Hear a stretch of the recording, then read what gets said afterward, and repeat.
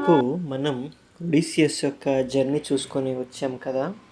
ఇప్పుడు కవి కెమెరా ఇంకో వైపున టర్న్ చేస్తాడు. ఇంకో వైపున అంటే ఇథాకా వైపున టర్న్ చేస్తాడు.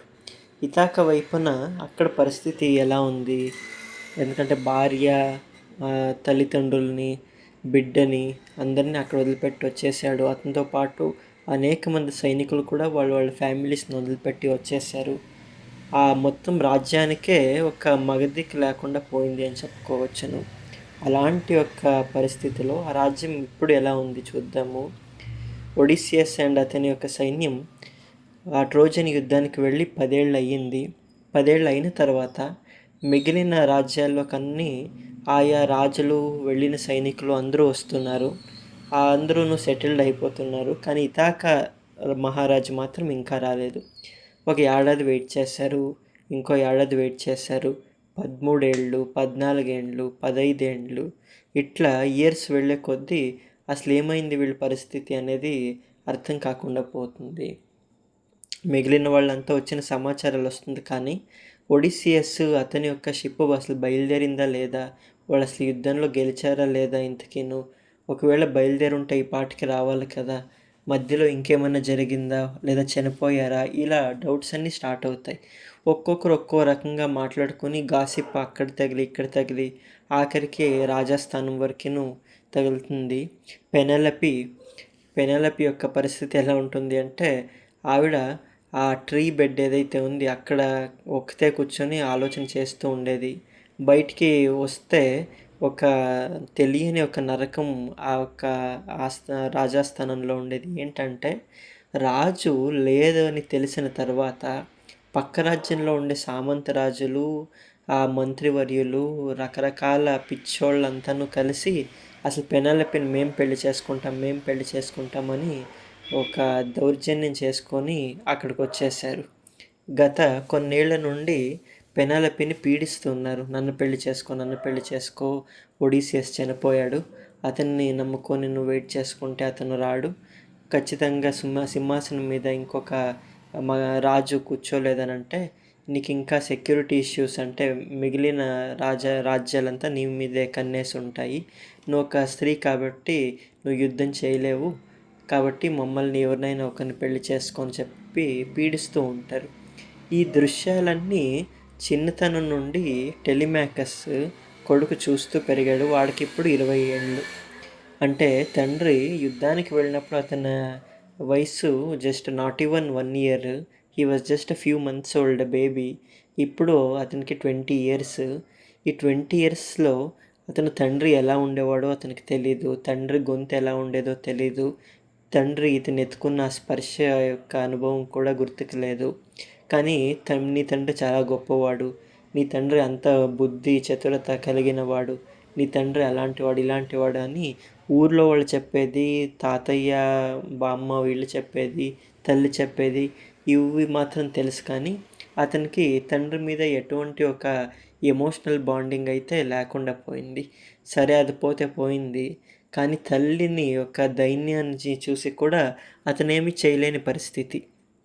ఒడిసియస్ చిన్నవాడు, అతని ఎదురుగా ఉండే ఆ వివాహార్థులు, సూటర్స్ ఎవరైతే ఉన్నారో వాళ్ళు వందలాది మంది ఉన్నారు. అందరూ ఒక్కొక్కరు ఒక్కొక్క నరరూప రాక్షసుల్లా ఉన్నారు.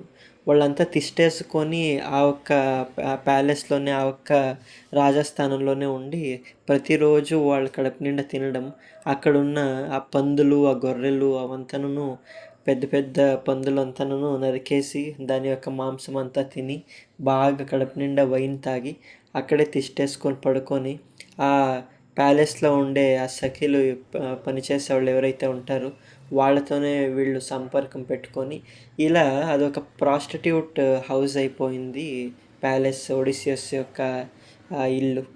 అలాంటి ఒక పరిస్థితిలో ప్రతిరోజు ఎక్కడెక్కడి నుండినో రకరకాల మంది వచ్చి పెనెలపిని నన్ను పెళ్లి చేసుకోనంటే కొడుగ్గా ఉండే టెలిమేకస్ యొక్క అసలు సైకాలజికల్ ట్రామా అయిపోయి ఉంటుంది ఆ పిల్లవాడికి. అతను కత్తి పట్టుకుని యుద్ధం కూడా చేయలేడు, అతనికి అంత క్షాత్రం లేదు అనేది ఒకటైతే ఎదిరించి వెళ్ళలేడు.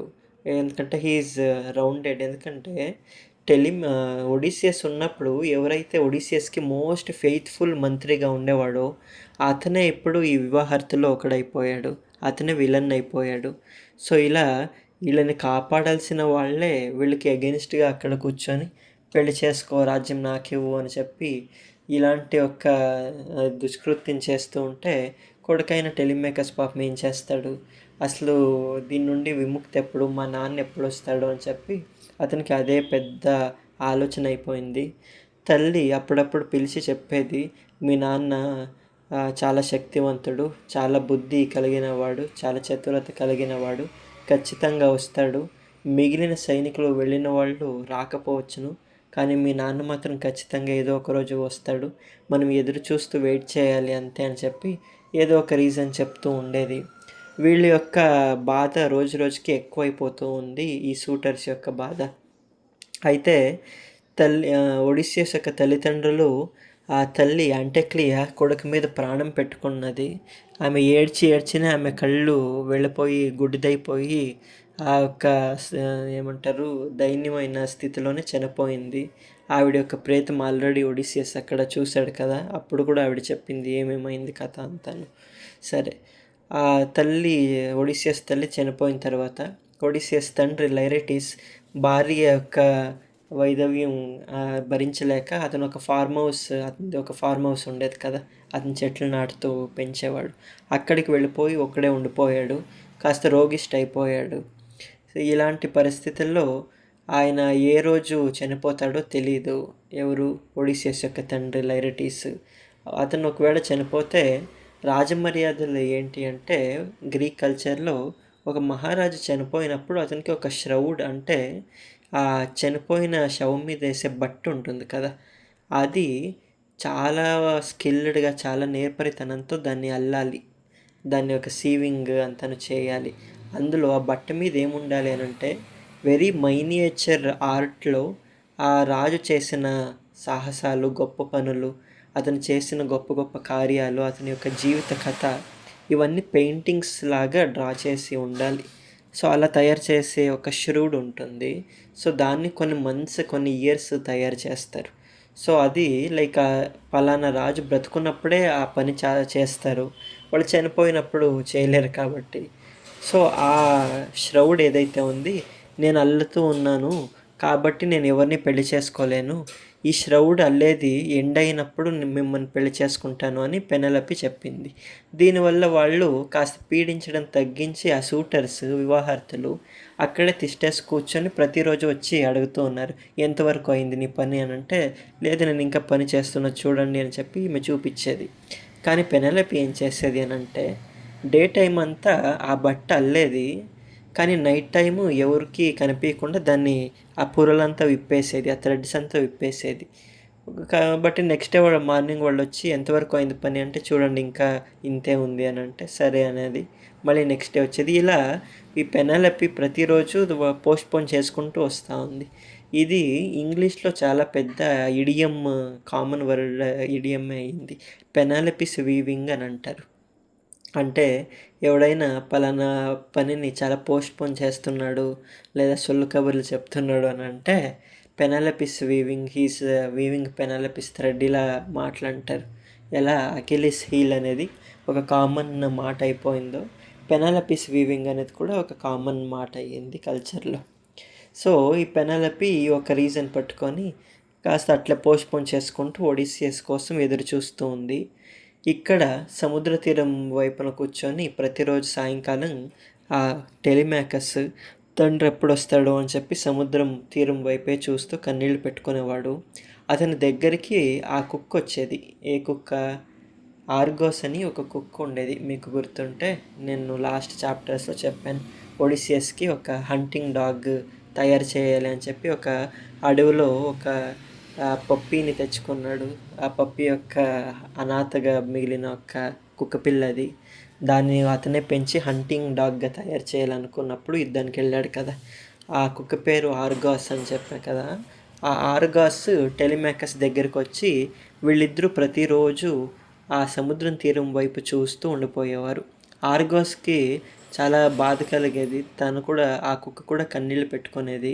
ఎప్పుడైతే ఒడిసియస్ వెళ్ళిపోయాడో అది హంటింగ్‌కి వెళ్ళడం కూడా మానేసింది. అంటే అడవికి వెళ్ళడం కూడా మానేసి ఇంట్లోనే తిరుగుతూ ఉండేది. దానివల్ల ఈ ఎవరు యాంటిక్లియా తర్వాత లైరటిస్ వీళ్ళకి కాస్త ఊరట కూడా ఉండేది. ఎందుకంటే కొడుకు చాలా ఇష్టపడి దీన్ని పెంచాడు కాబట్టి దీన్ని బాగా చూసుకోవడంతో వాళ్ళకి సమయం కాస్త గడిచేది. ఇప్పుడు టెలిమాకస్‌కి తోడుండాలి అని చెప్పి ఆ కుక్క అతని పక్కనే ఉండేది ప్రతిరోజు. టెలిమాకస్ ఆర్గోస్‌ని పక్కన కూర్చోబెట్టి ఎప్పుడూ అనేవాడు, "నువ్వు చాలా అదృష్టవంతుడివి ఆర్గోస్.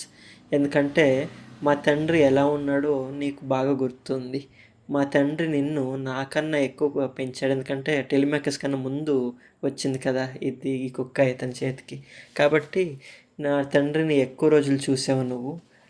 నాకు అదృష్టం కాలేదు" అని చెప్పి దానితో బాధలు పంచుకుంటూ ఏడుస్తూ ఉండేవాడు. సో ఇలాంటి ఒక పరిస్థితుల్లో అక్కడ తండ్రేమో ఒడిసియస్ ఆ క్యాలిప్సో అప్సరస్ దగ్గర స్టక్ అయిపోయి ప్రిజనర్ అయిపోయాడు. ఇక్కడ భార్య ఏమో వీళ్ళ మధ్యన బంధిరాలైపోయింది. కొడుకేమో ఏమి చేయలేని యొక్క దయనీయమైన పరిస్థితి. ఇప్పుడు కథ ముందుకు ఎలా వెళుతుందో చూద్దాం.